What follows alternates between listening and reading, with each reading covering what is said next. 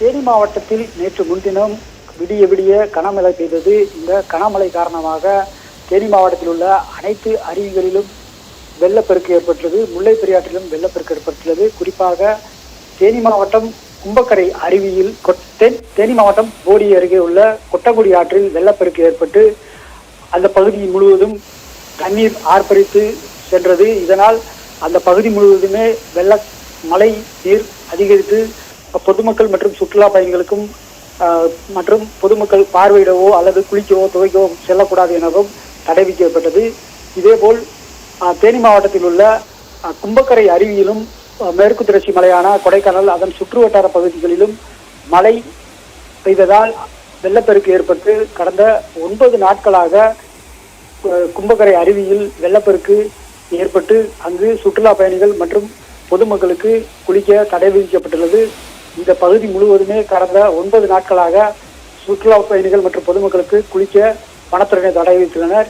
இதேபோல் சுருளி அருவியிலும் வெள்ளப்பெருக்கு ஏற்பட்டு குறிப்பாக மேகமலை இரவங்களார் பகுதியில் கனமழை பெய்தது. இதன் காரணமாகவும் சுருளி அருவியில் வெள்ளப்பெருக்கு ஏற்பட்டதால் அந்த பகுதியிலும் பொதுமக்கள் மற்றும் சுற்றுலா பயணிகளுக்கு தடை விதிக்கப்பட்டுள்ளது.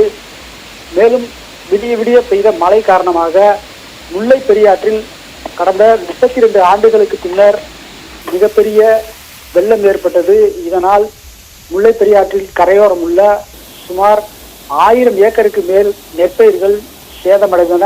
இதேபோல் தென்னை, வாழை உள்ளிட்ட பயிர்களும் கடுமையாக சேதமடைந்தது.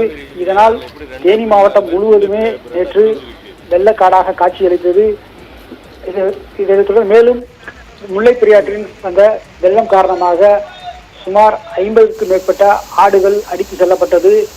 உத்தமபாளையம் பகுதியில் உள்ள சுமார் 50க்கும் மேற்பட்ட வீடுகளில் தண்ணீர் புகுந்து வீடுகளில் உள்ள பொதுமக்கள் விடிய விடிய தனியார் திருமண மண்டபங்களில் தங்க வைக்கப்பட்டு அவர்களுக்கு மருத்துவ உதவி, உணவு உள்ளிட்டவை வழங்கப்பட்டது.